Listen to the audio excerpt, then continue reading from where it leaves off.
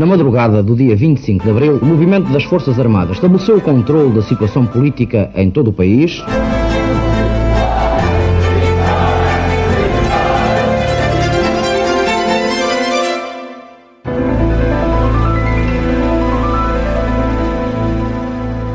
Olá, bem-vindos a um novo episódio de A História Repete-se, com Margarida de Magalhães Ramalho. Olá, Margarida. Olá, Lourenço. E comigo, Lourenço Pereira Coutinho. Hoje vamos falar sobre aquele que foi, possivelmente, o homem público mais importante do século XX, Sir Winston Spencer Churchill. Para falarmos da sua vida e do seu pensamento político, convidamos Nuno Enes, presidente da International Churchill Society de Portugal, licenciado em Direito pela Faculdade de Letras da Universidade de Lisboa, mestre em Ciência Política pelo Instituto de Estudos Políticos da Universidade Católica Portuguesa, com uma dissertação sobre o pensamento político de Churchill, área em que está agora a fazer o doutoramento, também no IEP. Nuno, bem-vindo. É um gosto grande receber-te no programa. Muito obrigado, Lourenço. É um gosto enorme estar aqui convosco. Eu acompanho os vossos programas desde o início. Foram 180 já antes deste, portanto penso que este seja... Olha, sabes mais que eu. O 100º, 81º e portanto, acompanhei até ao 100º, 63º, que foi aquele em que houve a passagem de testemunho da Margarida, e a partir daí, igualmente, sempre com o mesmo gosto. Portanto, é um gosto estar aqui convosco. Vocês fazem aquilo que eu diria que é serviço público, mas um serviço público com que Churchill se identificaria, de que Churchill gostaria. Acho que estão completamente alinhados com Churchill. Portanto, é também por isso um gosto estar aqui convosco, a falar de um tema ao qual, como imaginam, dediquei algum tempo da minha vida. Obrigado, Nuno. Desde já uma declaração de interesses. O Nuno e eu somos bons amigos de longa data. Não é por isso que ele está aqui, mas é importante referi-lo e já aprendemos qualquer coisa que é, sabes mais que eu, o número de episódios que já fizemos. Olá, sou a Georgina Angélica. Eu sou a Paula Cardoso. Juntas criámos o Tal Podcast, um espaço de conversas reais, profundas e sem filtros. Todas as quintas-feiras damos a conhecer novas pessoas com ideias e trajetórias que inspiram mudança. Podem ouvir-nos em todas as plataformas de podcast e nos sites do Expresso e SIC Notícias. Antes de passarmos à conversa, espaço para um breve enquadramento biográfico de Winston Churchill, um homem que foi praticamente tudo no espaço público britânico. Oficial do Exército, jornalista, deputado, secretário de Estado, primeiro-lord do Almirantado, chanceler do Tesouro, ministro e primeiro-ministro. Winston Leonard Spencer Churchill nasceu em 1874 no Palácio de Blenheim, propriedade histórica de seus avós, os duques de Marlborough. Era filho de Lord Randolph Churchill, que fez carreira política pelo Partido Conservador, e de Jenny Jerome, filha do empresário americano Leonard Jerome. Com 32 anos, em 1908, Winston Churchill casou-se com Clementine Osier, mãe dos seus 5 filhos, um rapaz e 4 raparigas. No início da sua vida adulta, em 1895, Churchill ingressou à terceira tentativa na prestigiada Academia Militar de Sandhurst. No final da época vitoriana, percorreu o então Império Britânico, servindo na Índia e em África durante a Segunda Guerra dos Boers. Aí, ganhou projeção pública como correspondente de guerra para o The Morning Post. Seguindo as pisadas do pai, Churchill entrou para a Câmara dos Comuns pelo Partido Conservador em 1900. No entanto, o seu desacordo com a política protecionista do partido foi uma das causas que o levou a passar para o Partido Liberal, isto em 1904. Entre 1908 e 1915, Churchill foi membro do governo liberal de Asquith. Como ministro do Interior, apoiou a autonomia da Irlanda, pugnou pela reforma do sistema prisional e por uma previdência social efetiva. A quando do início da Grande Guerra, no verão de 1914, Winston Churchill era o primeiro-lord do Almirantado. O desastre britânico em Gallipoli, no ano de 1915, levou os conservadores a exigirem a sua demissão como condição para integrarem um governo de coligação com os liberais. Afastado do governo, Churchill não deixou de contribuir para o esforço de guerra britânico, lutando na frente ocidental como tenente-coronel dos fuzileiros reais escoceses. No entanto, o seu afastamento da política foi só de pouca dura. Em 1917, integrou o gabinete de Lloyd George. Foi ministro das munições até 1919 e depois secretário de Estado da Guerra e da Aeronáutica entre 1919 e 1921 e secretário de Estado das Colónias entre 1921 e 1922. Nestas funções, evidenciou os seus dotes de negociador nas complexas questões da Irlanda e do Médio Oriente.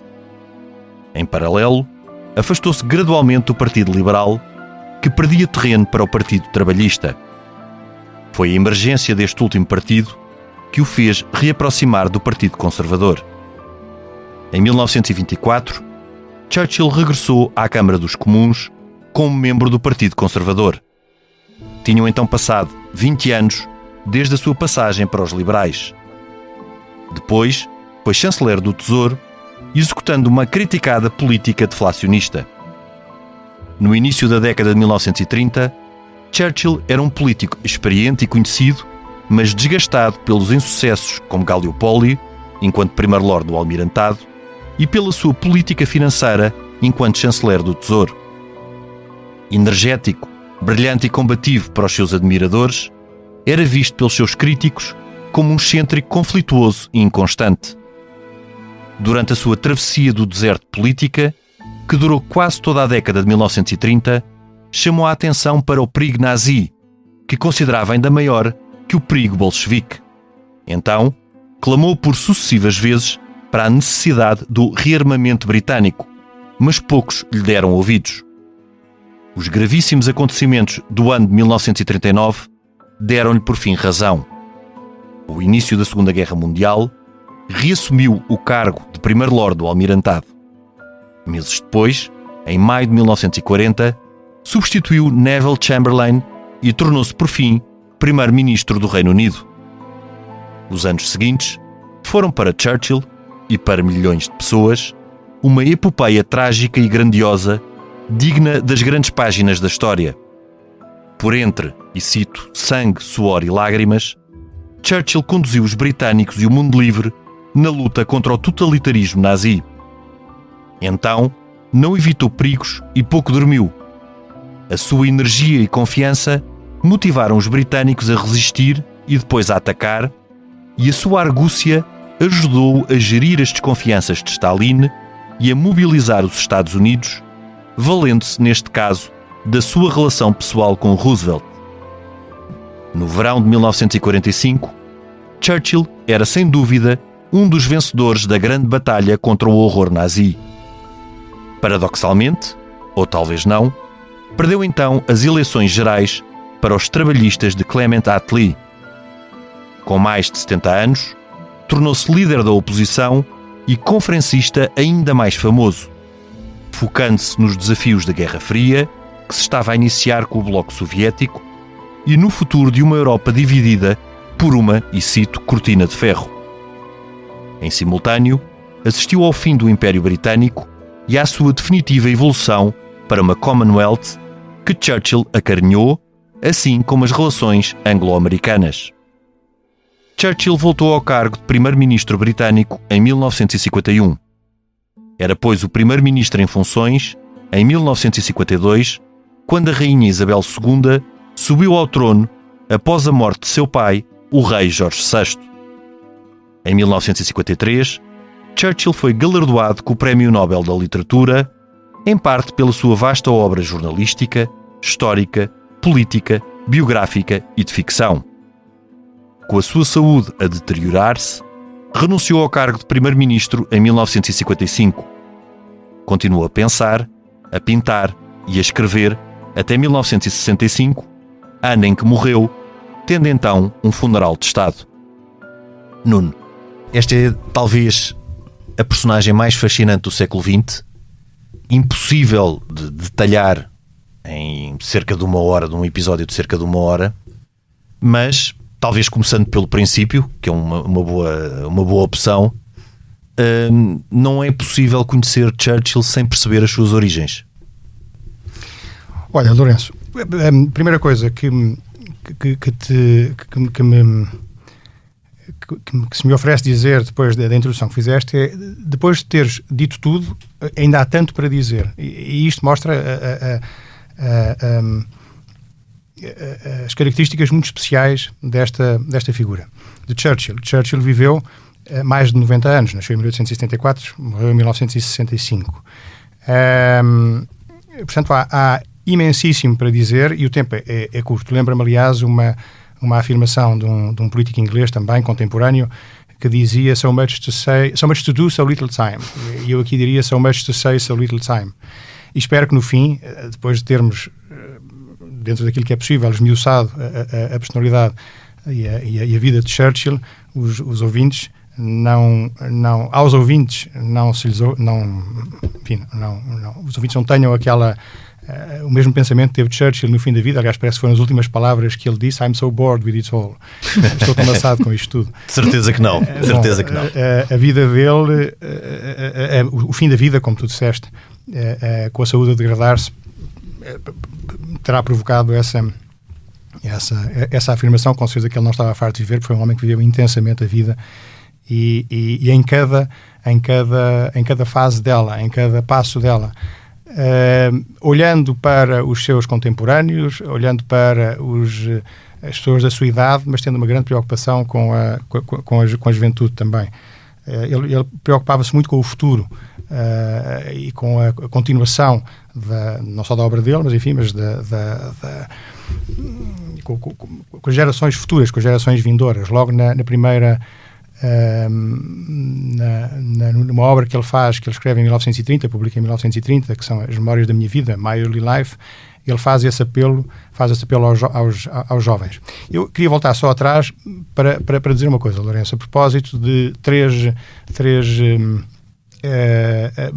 Blenheim, Marlborough e Clementine, para vos sublinhar a particularidade também desta. Até nisso parece que a língua inglesa tem especificidades, porque em inglês Blenheim, que nós pronunciamos a alemã, é dito Blenheim. Marlborough, que nós dizemos Marlborough, e até também é difícil de pronunciar. É difícil de pronunciar, e até há quem diga Marlborough, inspirando-se na contemporaneidade. Na contemporaneidade, parece que para os ingleses é Marlborough. Bom, e Clementine fazia muita questão, a Clementine, e por solidariedade, o Winston Churchill, fazia muita questão de que fosse Clementine. E Clementine fazendo justiça aos seus antecedentes franceses, porque ela era de origem francesa. Clementine Osier. Em francês, Clémentine. Em inglês, eles diziam Clementine Osier. Pronto, é uma figura que é, como tu dizes, incontornável no século XX, que preencheu o século XX e preencheu em sua vida, mas preencheu depois de se extinguir. Ele deixou clara essa intenção quando dizia que a história havia de ser generosa com ele, porque ele tencionava escrevê-la. Portanto, não deixou para os outros. Não deixou pontas soltas. Não pode-se dizer que é um homem que pensou. Mas o que é interessante é que Churchill é quase sempre lembrado ali por 5, 6 anos, sobretudo pelo período da Segunda Guerra Mundial e pelo seu famoso discurso no Missouri sobre a Cortina de Ferro, mas Churchill é muito mais do que isso. E fazendo, obviamente não fazendo um percurso cronológico, mas indo às suas origens, Churchill só pode ser percebido percebendo também o que foram as suas origens e o que foram os seus primeiros passos, suas origens não só familiares, como dos primeiros passos que dá, porque a sua primeira atividade pública, por assim dizer, ou o seu primeiro contributo no espaço público é como oficial do Exército. Ele entra, e também é muito interessante, porque poderemos falar aqui um bocadinho também por alto do que foram os seus passos como estudante. e até do que é a sua persistência, porque só à terceira é que ele consegue entrar na Academia Militar, que era a Academia Militar de Elite, e ainda é, hoje em dia, de Sandhurst, e só à terceira é que ele entra, e depois, durante o período vitoriano, é um oficial do Império, do então Império Britânico.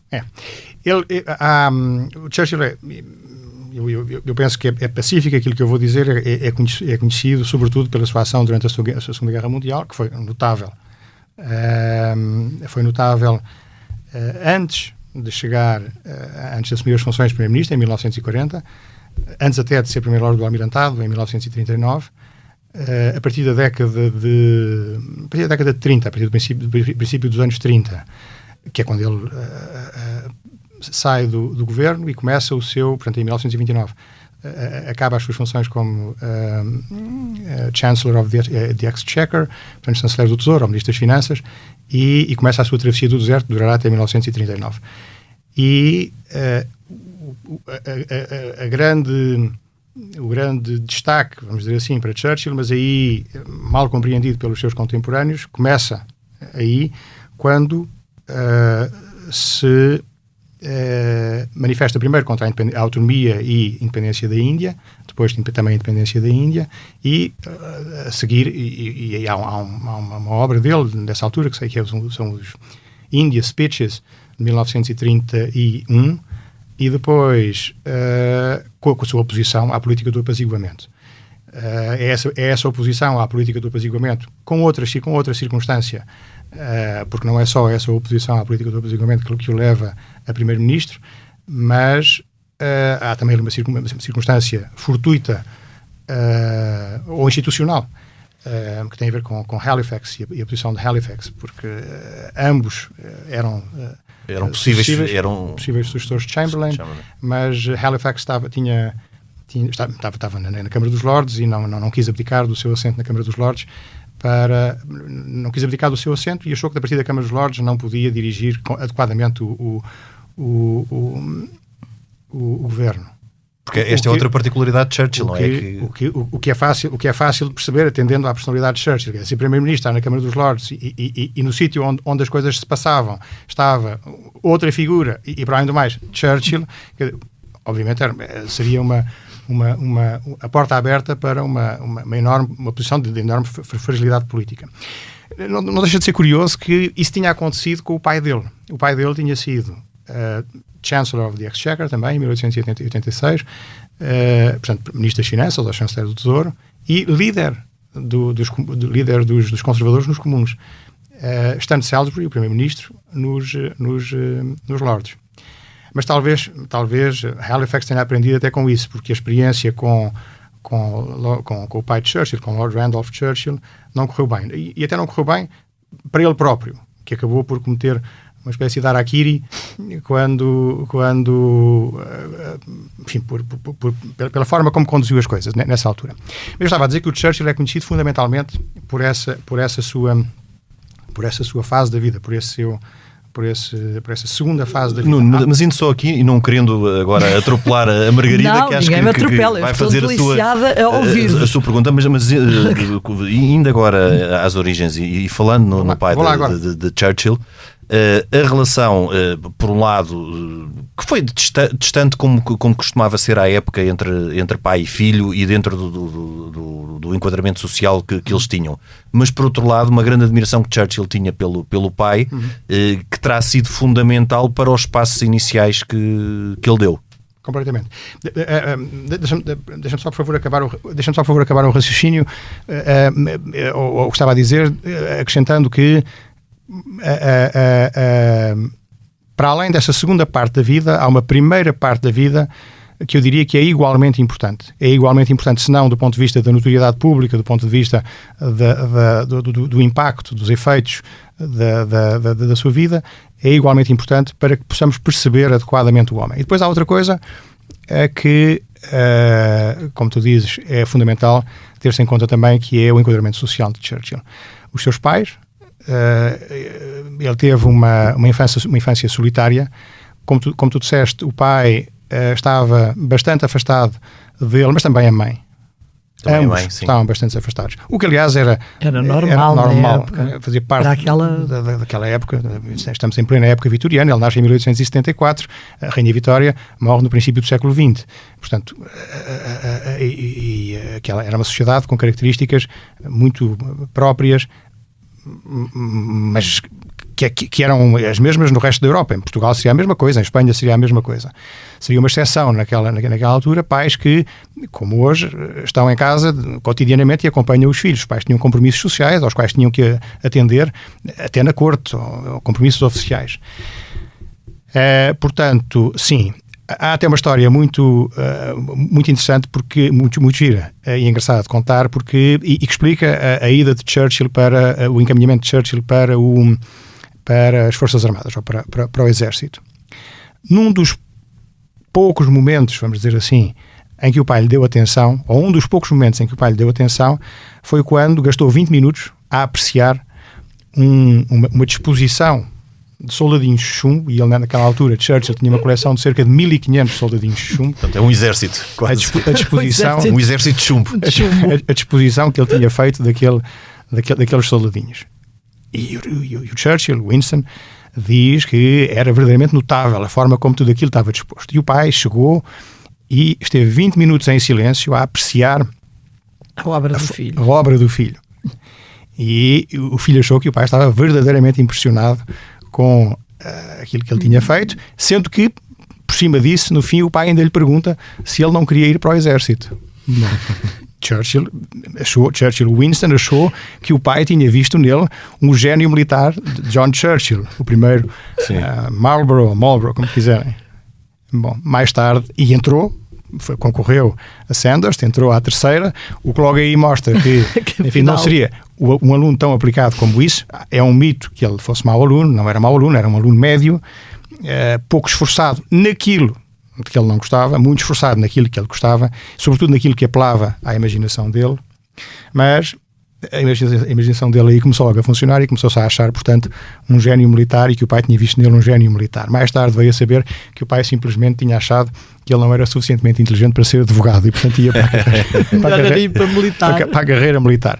Bom, a carreira militar, onde ele esteve também pouco tempo. Ele entrou no quarto do Sardos, no quarto regimento do Sardos, foi admitido como oficial em 1895, e aquilo dura até 1899, quando abandona o exército, com a certeza de que o exército não lhe garantiria todos os meios de que ele precisava para a vida que ele tencionava ter. Aliás, isso foi um problema ao longo da vida. Foi um problema ao longo da vida. Um problema financeiro. Como é que pagavas das finanças os charutos Churchill, e os brandos? todas aquelas excentricidades, alguns eventualmente oferecidos, outros... Usando uma expressão portuguesa, eu acho que foi uma vida em que a charrua andou sempre à frente dos bois. Sim. Bom, mas para além disso, para além da questão dos pais, há outro aspecto que eu acho que é muito importante de se ter presente, e para quem queira estudar Churchill e perceber Churchill é muito importante, não é só interessante, é importante de ter isso em conta. É o enquadramento social dos Churchill, o enquadramento social daquela família. Estamos a falar de uma família do mais alto nível naquilo que se podia chamar a pirâmide social inglesa. O pai era um filho segundo de um duque. Um duque em Inglaterra já é uma figura muito especial, da família real, muito especial, quase. Com um tratamento muito especial, o tratamento de Your Grace. O inglês refere-se a um duque como His Grace, portanto, sua graça. E não é graça de ter graça, é graça no sentido do estado, da sua qualidade. Era a família era casada ao mais alto nível. Ele nasceu num palácio, como tu disseste, que é um dos mais fantásticos palácios de Inglaterra. Icónicos, embora as famílias inglesas têm casas absolutamente extraordinárias e de um patamar muito bom. Casas muito boas, casas muito grandes e muito boas, muito bem mobiladas, com coleções de arte muito boas. Ele era sexto neto do primeiro duque de Marlborough. Que era um herói inglês. que era um irmão inglês, e logo aí, na origem da família, agora para não ser amassador... É mesmo o peso de tradição completo. É o peso de tradição, Margarida Lourenço, mas reparem no seguinte e nas ramificações desta família. Agora, para não amassar com minudências e pormenores genealógicos, vou só dar-vos este exemplo. O primeiro duque é filho de um Sir Winston Churchill, e daí vem o nome de Churchill, daí vem o nome de Winston.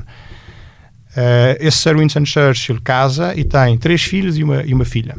Bom, os 3 filhos, 2 são militares, aliás os 3 são militares, mas 2 são um do exército, que chega a general do exército, e outro almirante, e aí não há descendência que seja tão conhecida como a outra. John, o primeiro duque de Marlborough, tem vários filhos e várias filhas, mas nenhum rapaz a sucede. Não tem filhos. Então sucede a filha mais velha, Henrietta. Henrietta é a segunda duquesa de Marlborough. Mas para ela ser duquesa é preciso uma autorização especial do rei, porque em princípio os títulos passam-se por linha varonil, enfim, de pai para filho, e de filho para neto e para aí fora.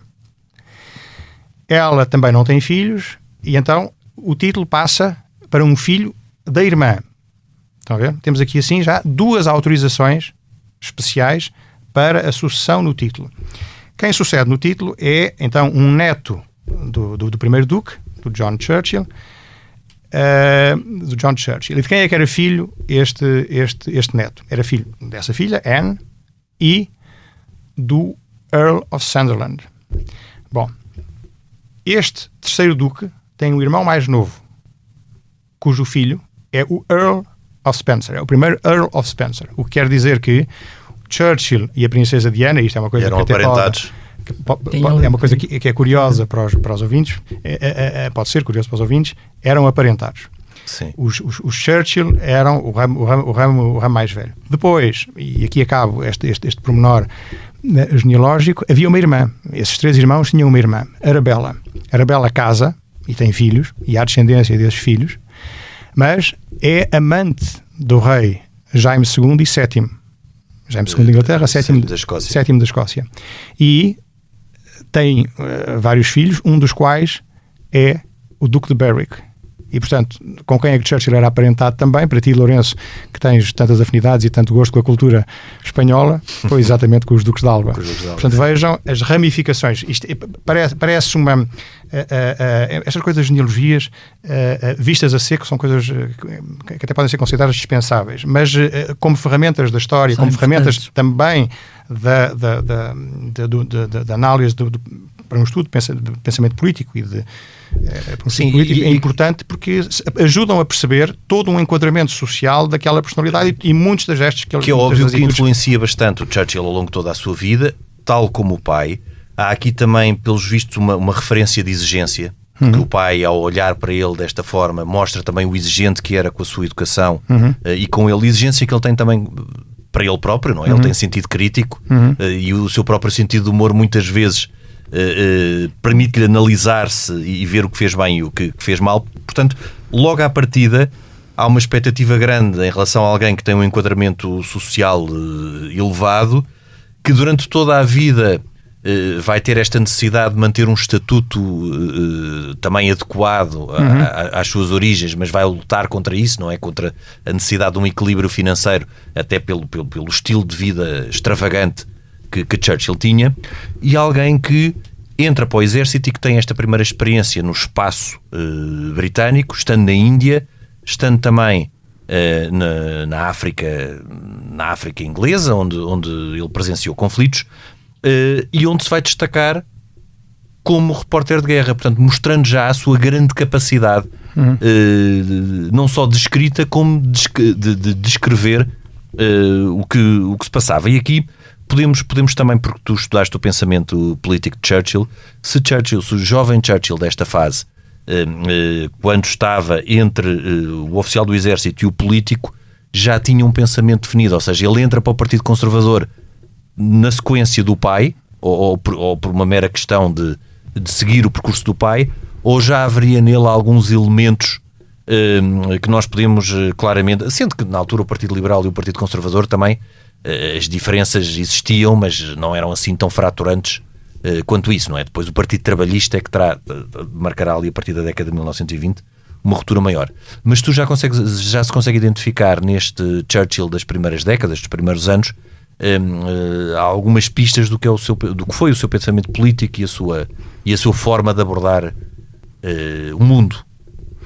Já, Lourenço, eu para esse efeito dou-vos como referência duas obras dele, uma dos seus primórdios, outra não é do fim da vida, mas está lá próximo, até porque ele vai revendo essa obra até 1956. A dos primórdios é uma coisa que ele começa a escrever em 1897 e depois publica em folhetins no Macmillan's Magazine em 1899 e em livro em 1900, que é Savrola. Savrola é uma novela política, é a história de uma república fictícia situada a algures no Mediterrâneo ou na América do Sul. Inspirada na Florença do século XV. A referência a estas duas possíveis localizações é dada pelo próprio. Portanto, não sou eu que o estou a dizer, não é conjectura minha, não é suposição minha, é o próprio que o diz, é Churchill que o diz. Pode ser algures no Mediterrâneo ou na América do Sul, o que é perfeitamente possível, porque se olharmos para a descrição, a República Fictícia que ele descreve, que é a Laurânia, tem aspectos muito que fazem lembrar muito determinadas localidades, uma específica localidade da Croácia, e depois a figura que ele escolhe para tirano dessa república, Molara, é muito parecida, faz lembrar muito os caudilhos que apareceram na América do Sul no pós-independência das colónias sul-americanas. Bom, e ele aí faz... essa é uma primeira obra onde ele expõe o pensamento político dele e um pensamento político que ele vai levar para o resto da vida. Atenção, um aspecto muito importante, que é que Churchill não era um teórico da política. Churchill não era um filósofo político. Churchill era um prático da política. Sim, mas pensava política. Ele pensava e transpirava. Transpirava mesmo. Mas dessa obra, o que é que podemos extrair de essencial?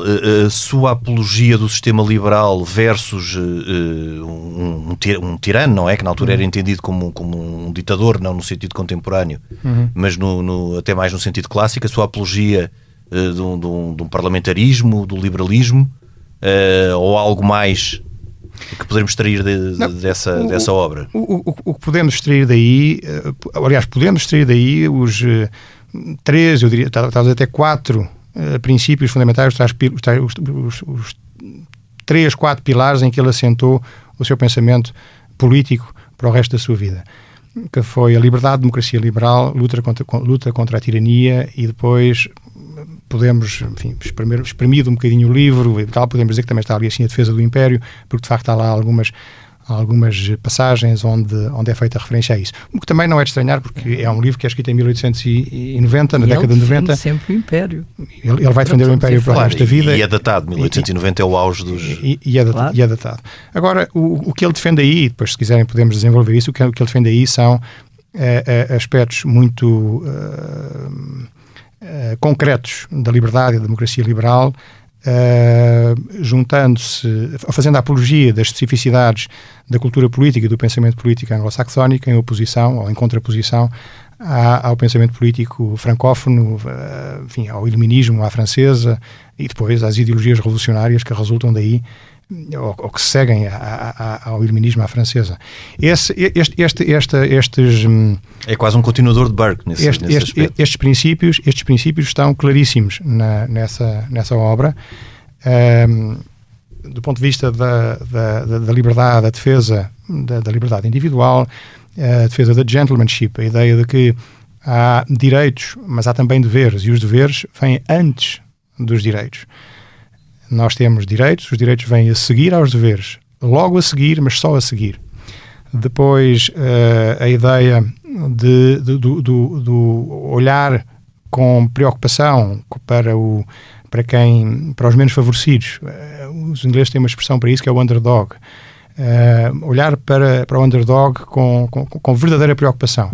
E daí também uma coisa que foi uma constante na vida dele, que foi a preocupação de reforma social e de apoio, de melhoria das condições dos mais desfavorecidos, dos mais fracos, enfim, E tu achas que essas preocupações, que obviamente não puderam ser tão evidentes no tempo em que ele foi Primeiro-Ministro, porque o tempo que foi Primeiro-Ministro foi um tempo de exceção, um tempo sobretudo de foco em vencer os nazis, não é? E a ameaça nazi.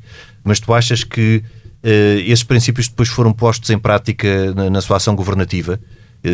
Por exemplo, toda aquela década de 10 e a década de 1920, a década de 10 depois também é muito marcada pela Grande Guerra, mas antes da Primeira Guerra, a ação que ele teve junto dos mineiros, porque a questão era uma questão muito importante. Eu lembro-me que ele legislou, por exemplo, algo que hoje nos parece absolutamente absurdo, que é que crianças com menos de 14 anos descessem minas até aos locais mais profundos, aos confins das minas. Portanto, porque eram mais pequenas e portanto chegavam portanto chegavam lá. Portanto, isso era de uma desumanidade, era atroz, não é? Mas era isso que acontecia no meu país. E exato. Aconteceu até muito tarde, diga-se passagem. E ele legislou sobre isso, como noutros sítios, sim. Pugnou também pela Previdência Social, ou seja, o facto de ser uma figura vinda e oriunda da aristocracia não o distanciou do contacto com o mundo real. E provavelmente porque isso também fazia parte dessa aristocracia que tinha, de alguma maneira, e sobretudo a aristocracia inglesa, que eu acho que nós muitas vezes também não temos a noção que ela não é exatamente igual à portuguesa. Tem as suas afinidades,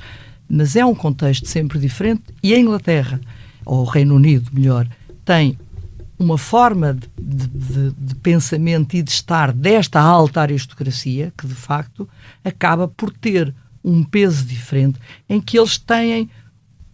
Há quase que uma forma de olhar os outros com uma certa sobranceria, se quiseres, mas em que também têm a necessidade de fazer esses... Não é bem há um sentimento de comunidade, claro. Há um sentimento forte de comunidade também, de compromisso.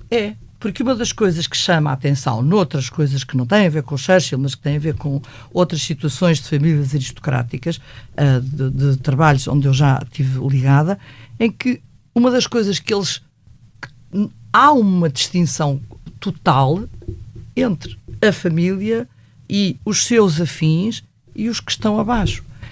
O que não quer dizer que depois sejam suficientemente desumanos que não pensem ou que não façam.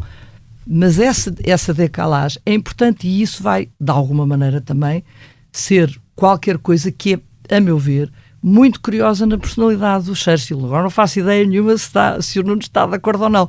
Mas uma das coisas que é engraçada, ele de facto é um aluno mediano, como foi dito, provavelmente teve a sua infância, como era normalíssima, solitária, porque os pais, até pelo menos aos 12 anos, os meninos se calhar não iam à mesa, viam vagamente os pais ao fim do dia que davam um beijinho, vinham. Portanto, tudo isso era normal naquela sociedade, mas o que é facto é que também lhe permite a excentricidade que era normal dentro de uma classe elevada e num tipo de vida da qual ele nunca poderia abdicar, nem nunca poderia vir abaixo dessa sua postura.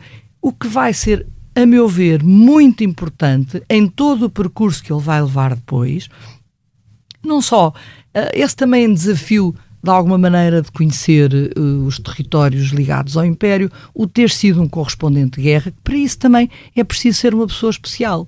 Porque claro, não é qualquer um que vai ser correspondente de guerra e que vai enfrentar situações de facto potencialmente perigosas.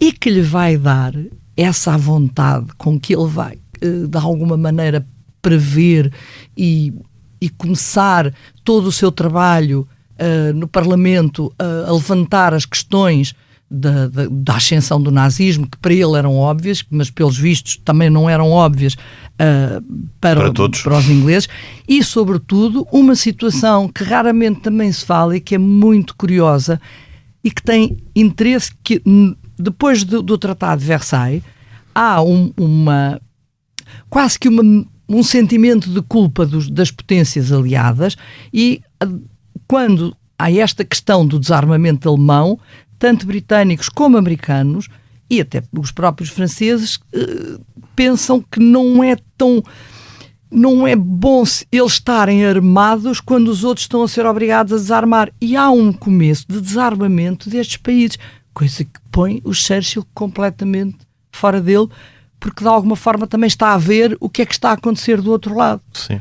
E isso vai levar, de facto, E eu pegando depois a situação, talvez por isso, ele seja escolhido por todos para enquadrar o tal... Eu só pegando no que a Margarida disse, e para te dar passar a bola para a resposta, se há de facto voltando à ideia da coerência entre o que foi o seu pensamento e até os seus escritos e depois o que foi a sua prática política, isso de facto, nesta personalidade excêntrica e de excessos, porque o foi,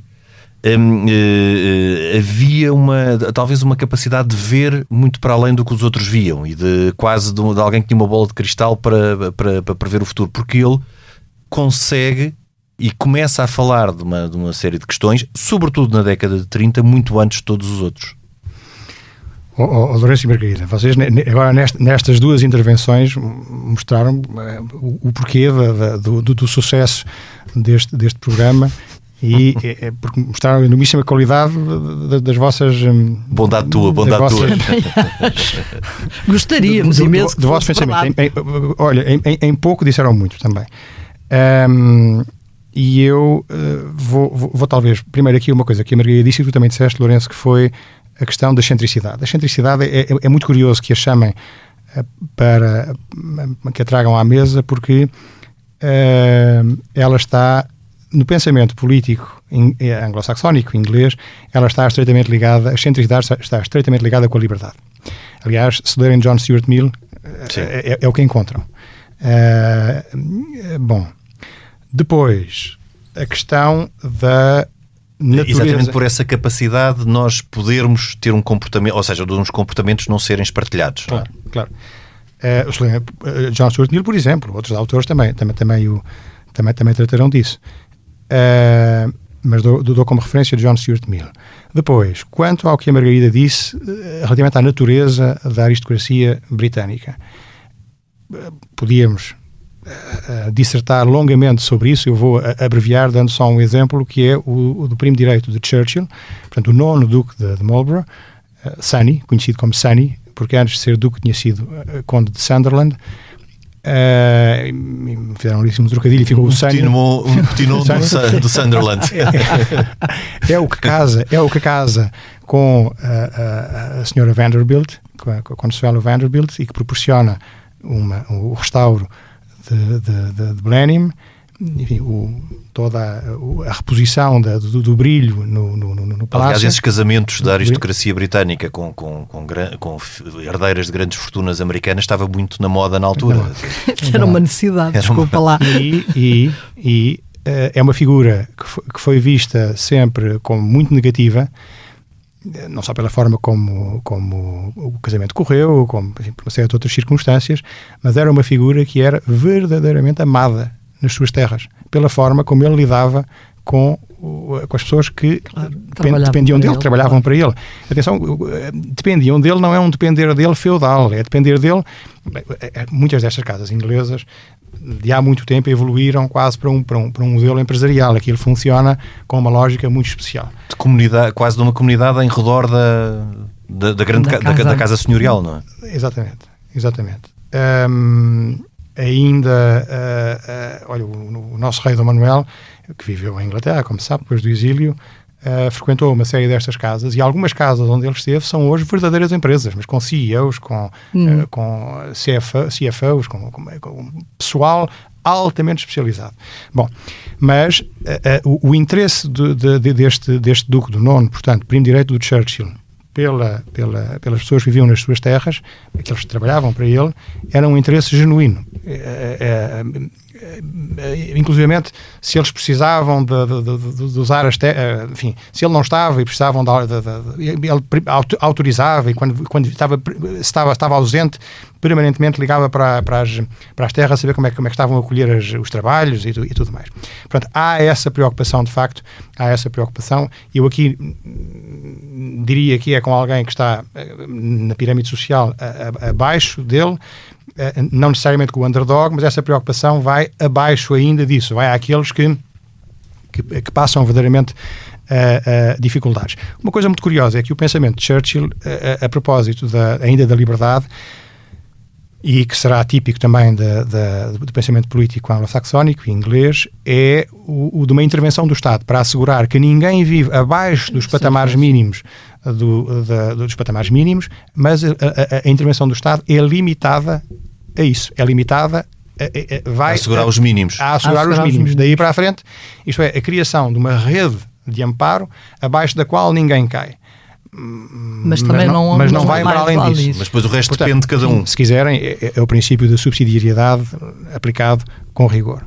Bom, isto, duas notas quanto ao que a Margarida tinha dito. Agora gostaria de ir a uma coisa que tu disseste, Lourenço, e quanto à coerência na prática. À coerência na prática.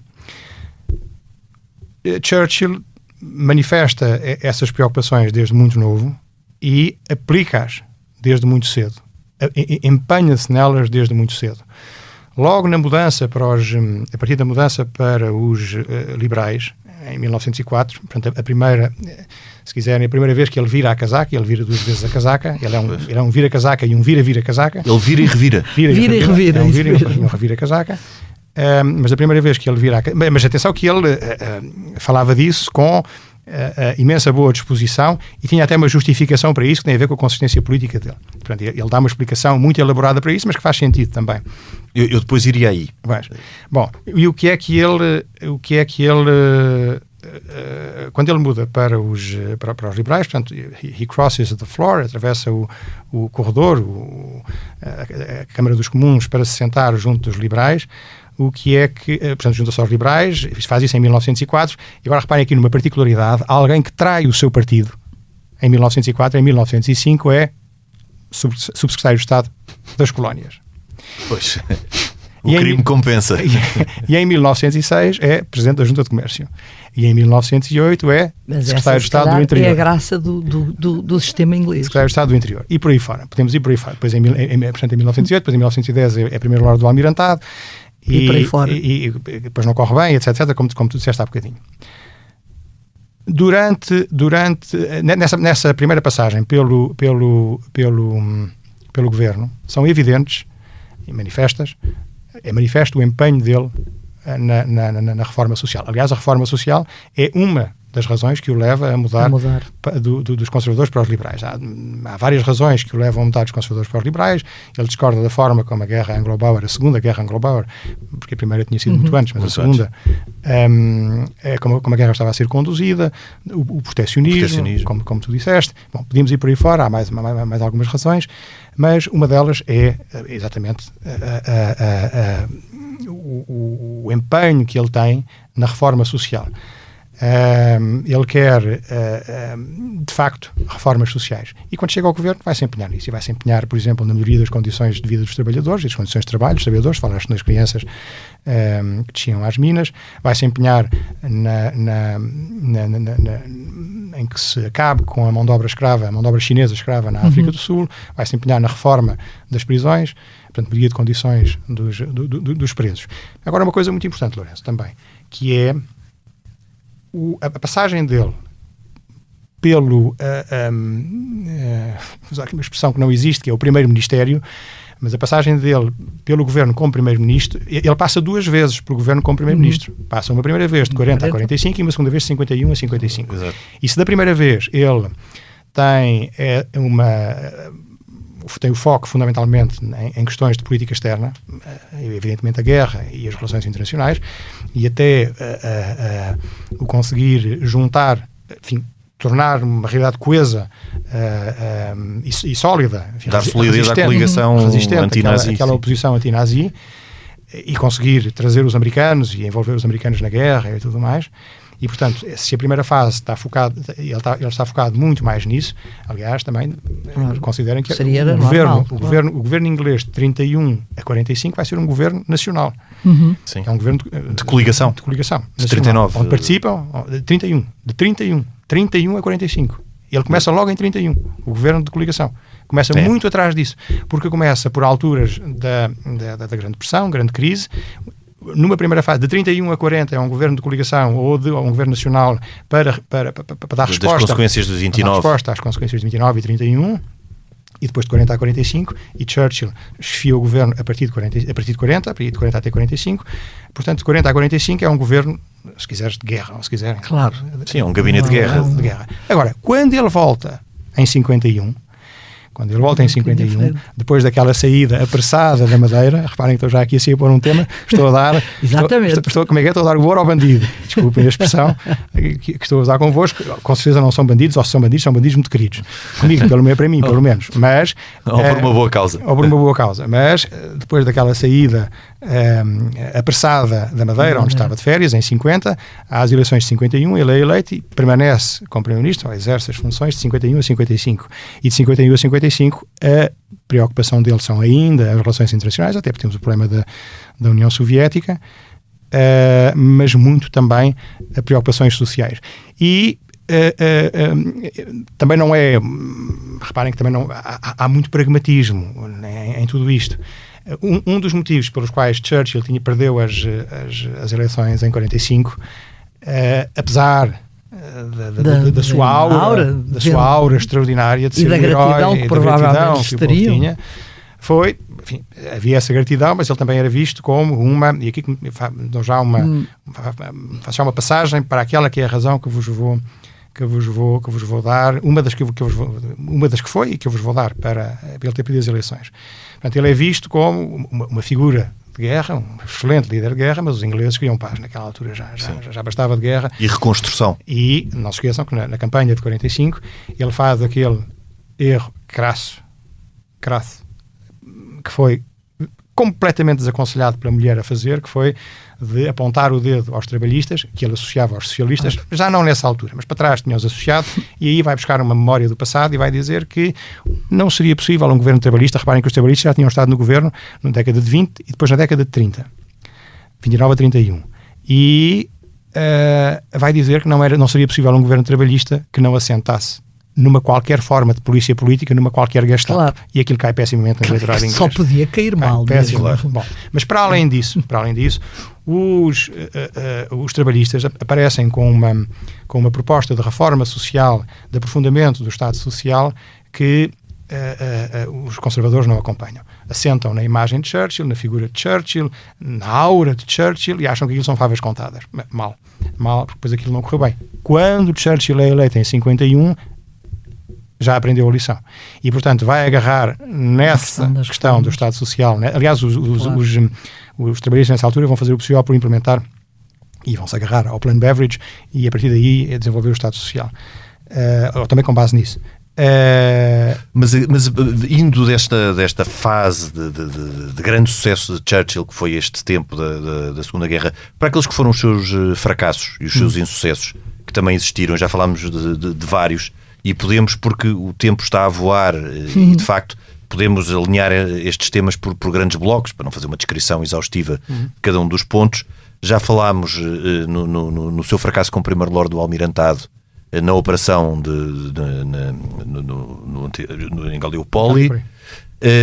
Também há uma grande capacidade na década de 20 em prever que o futuro não passaria pelos liberais, mas sim pelos trabalhistas, ou seja, o bipartidarismo britânico passaria por uma alternância conservadores trabalhistas e já não conservadores liberais, que já não tinham assim tanto que os distinguissem, e ele claramente, apesar das suas preocupações sociais, aí percebe que pode defendê-las melhor no campo conservador. Mas é justamente porque se ele teve a sorte de ser o homem certo a quando da Segunda Guerra Mundial, também terá tido o azar de ser o chanceler do Tesouro numa altura marcada pela Grande Depressão de 29.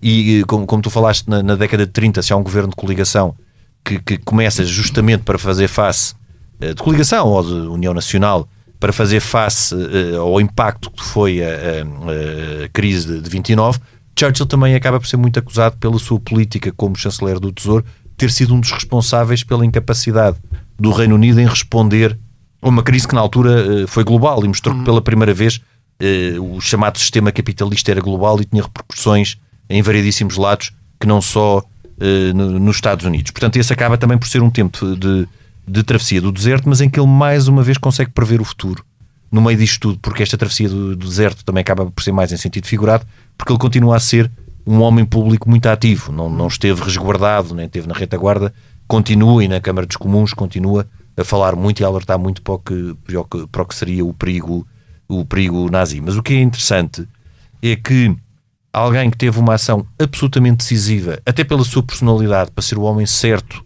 no momento certo, durante 5 anos de Segunda Guerra Mundial, colecionou ao longo da vida variedíssimas derrotas, das quais eu diria que Gallipoli, a sua ação como chanceler do Tesouro e a repercussão que teve, e depois também a derrota em 1945, quando ele estava em Potsdam, não é? E tudo levava a crer que iria só ao Reino Unido para conhecer os resultados e fazer um discurso de vitória e depois voltar, e depois já não é ele que volta, é Attlee que volta a Potsdam para continuar a conferência pós Segunda Guerra Mundial. Portanto, há aqui momentos de clara derrota pessoal que se dará devido aqui a um erro de avaliação, ao contexto, e é sempre uma mistura de tudo isto. À personalidade dele, uma incapacidade muitas vezes de compreender as situações ou de se achar tão capaz de ler as situações que é incapaz de ver certas nuances e impedi-lo de prever a derrota. Uma ousadia excessiva, que noutros casos acabou por ser positiva. Nestes momentos de derrota, não sei se concordas que foram sobretudo estes, o que é que identificarás que poderá ter falhado e como é que ele deu a volta?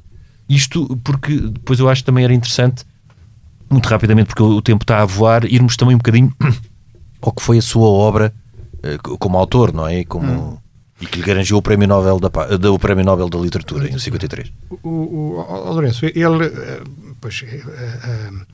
o que é que nós podemos sublinhar como traços característicos da vida de Churchill, da sua personalidade?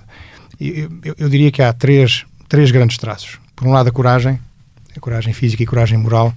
Depois, o seu compromisso, e essa coragem é inesgotável, o seu compromisso com a civilização. E uma civilização assente na ideia assente numa educação liberal, e essa defesa é incansável. E depois, por último, o sentido de Estado dele. São três características. Bom, para a pergunta que tu fizeste, qual é que me parece que é a mais relevante? É a coragem. A coragem física e a coragem moral. Churchill empenhava-se e lutava a fundo por aquilo em que acreditava. Isso aconteceu durante a Segunda Guerra Mundial. Reparem na coragem moral de um homem que está contra tudo e contra todos. E transmitia nos seus discursos essa energia para os outros. Eu acho que isso foi fundamental. Sobretudo também. em 1940, Se ele não tivesse aquele poder de oratória e aquela paixão ao exprimir aquilo que sente naqueles magníficos discursos, ele não tinha pegado num povo inteiro que levava bombas o tempo inteiro, claro, e que os levava, de facto, a avançar, agarrado a ele, e vai até ao fim. E determinação, não é? Coragem junta com a determinação. E essa coragem enorme que ele tinha, inesgotável, coragem física e coragem moral. A coragem física é vista desde os tempos, desde a primeira falaste há bocado no início da vida literária dele e até da vida militar na Índia, mas na verdade o início da vida literária dele e da vida militar como observador, no entanto, mas é em Cuba, em 1895. E ele, logo aí, portanto em 1895, tinha 26 anos, 23 anos, por aí, 20 e poucos anos. E logo aí ele está na primeira linha de fogo, com as balas a passarem ao lado das temerário. Era temerário. Portanto, uma coragem física inesgotável, mas uma coragem moral também. Bom, por vezes, se a isso juntarmos outra coisa que era o querer saber tudo, estar em tudo, isso foi uma coisa que lhe trouxe alguns problemas, por exemplo, na passagem pelo Almirantado. O Churchill tinha uma enorme paixão pelo mar e pela marinha, e a passagem dele pelo Almirantado, que dura de 1911 a 1915, e depois volta em 39. Mas nessa primeira passagem pelo Almirantado, que é uma coisa que lhe dá um prazer enorme, ele intervém e intervém positivamente, introduzindo grandes inovações na marinha inglesa. Por exemplo, a passagem do combustível sólido para o combustível líquido, define um critério que é o do 60% superiority standard, que é que a marinha inglesa tinha que estar face à ameaça alemã, a marinha inglesa tinha que ser 60% superior à alemã, sim. Que é uma alteração já do critério anterior, que era o double standard, que era a marinha inglesa tinha que ser igual à soma das duas que se lhe seguiam, que era a francesa e a russa nessa altura. Portanto, ele tem intervenções que trazem grandes inovações e fazem avançar muito a marinha, trazem grandes benefícios à marinha, mas depois tem outras em que os almirantes pura e simplesmente perdem a cabeça com ele. Demitem-se. Ele era first Lord of the Admiralty, portanto, primeiro Lord do Almirantado, First Sea Lord, que era o Fisher, o Almirante Fisher, tinha, e que aliás já estava retirado, e que ele chama para o acompanhar, enfim, para o apoiar, tem dores de cabeça tremendas. Sim, com ele, porque o feitio dele não era fácil, biscoía-se em tudo. Em tudo, e dava.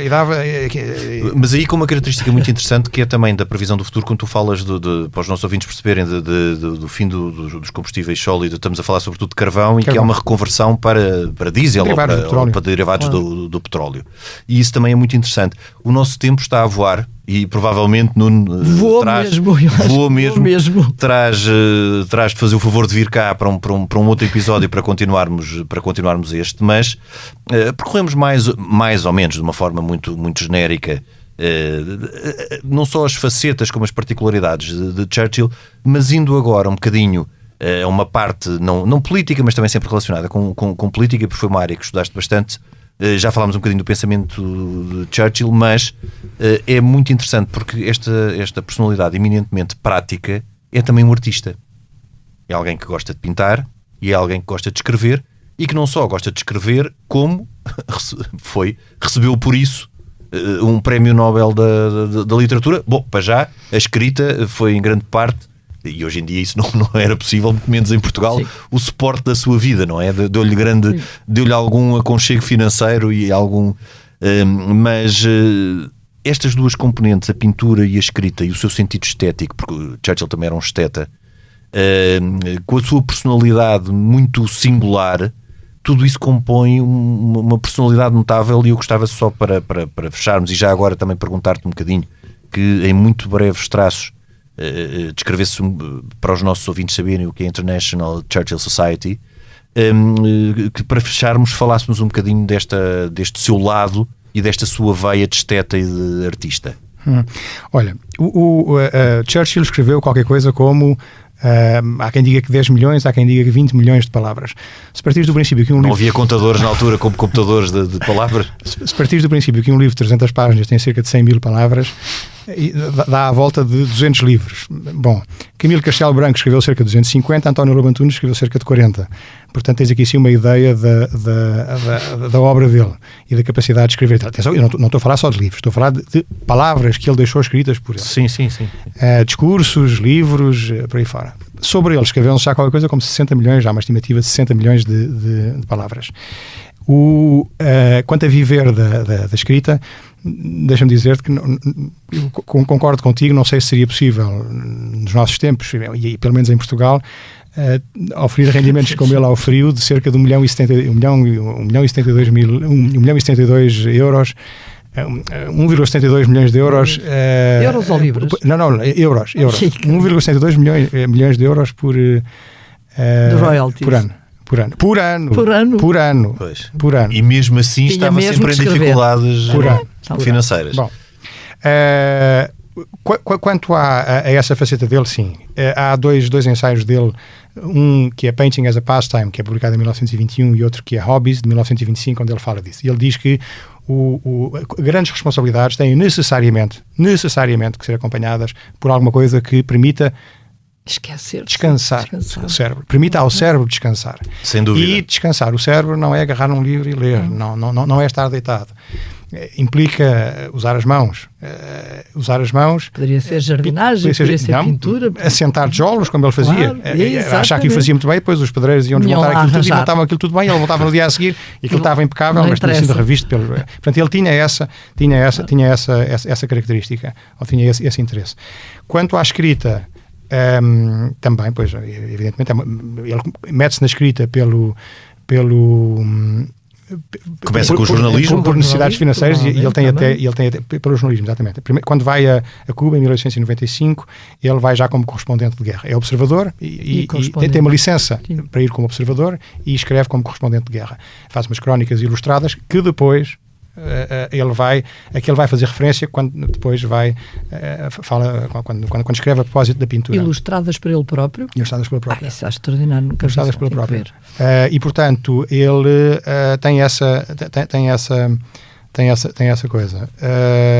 E por fim, International Churchill Society, em breves... International Churchill Society é, como o próprio nome indica, uma instituição internacional criada 3 anos após a morte de Churchill, para preservar a memória dele e manter viva a memória dele. Agora, uma coisa muito importante nesta preservação da memória dele é que não se trata de um puro e simples culto da personalidade. É preservar a memória dele, com certeza, pelo que ela teve de rico. É um papel que terá desempenhado a nível mundial. É um líder mundial que, pela sua longevidade, pela qualidade, pela gravidade dos factos que ele teve que intervir, pela qualidade das suas intervenções, merece... E pelo seu impacto decisivo na nossa contemporaneidade. De alguma maneira, uma grande figura de referência. E é nesse sentido que faz... É por isso que faz sentido existir uma International Churchill Society, e preservar essa memória. No quadro de um estudo da arte de governar, do sentido de Estado, e da promoção dos valores da coragem, que Churchill atribuía muita importância nos políticos também. E da liberdade. O valor da liberdade, o compromisso com a civilização, o compromisso com a arte de governar, com o sentido de Estado. A Churchill Society tem, vamos dizer, tem uma casa-mãe que é nos Estados Unidos, e depois tem também uma representação muito importante no Reino Unido. Os descendentes de Churchill são membros da sociedade e participam ativamente nas atividades da sociedade. A sociedade tem representações pelo mundo, tem em Espanha, tem em Itália, tem em França, tem no Brasil, enfim, uma quantidade de outros países, e tem também neste nosso país, muito bem entregue agora. Onde vamos procurar, enfim, promover a figura de Churchill, mas sempre com essa preocupação de ligar a figura, ter sempre presente essa ideia, esses valores ou essas características de Churchill, e a ideia de criar um espaço onde se pense a liderança e a decisão, que nós achamos que é muito importante que existam espaços onde se pensem a liderança e a decisão nos tempos e que é inspirador, e que bem precisamos de inspiração destas figuras. Nuno, foi um gosto muito grande ter-te no programa. Havia muitíssimo mais para dizer sobre Churchill. Podemos continuar agora em off, e devemos. Margarida, nós até para a semana. É para a semana, Lourenço. Muito obrigado, Lourenço. Muito obrigado, Margarida. Nós voltamos na próxima semana, noutro tempo e noutro espaço. Este episódio conta com a gravação e sonoplastia de Tomás Delfim, capa de Tiago Pereira Santos, coordenação de Joana Beleza e direção de João Vieira Pereira. Eu sou o Lourenço Pereira Coutinho. Este é o podcast A História Repete-se. Voltamos na próxima semana, mas até lá, siga-nos nas apps de podcasts e nas redes sociais do Expresso. Se tiver sugestões ou ideias que queira partilhar com a equipa de podcasts, envie um e-mail para podcasts@empresa.pt.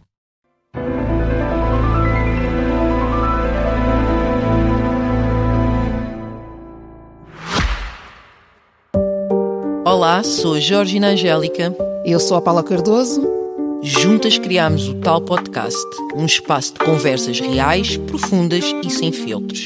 Todas as quintas-feiras damos a conhecer novas pessoas com ideias e trajetórias que inspiram mudança.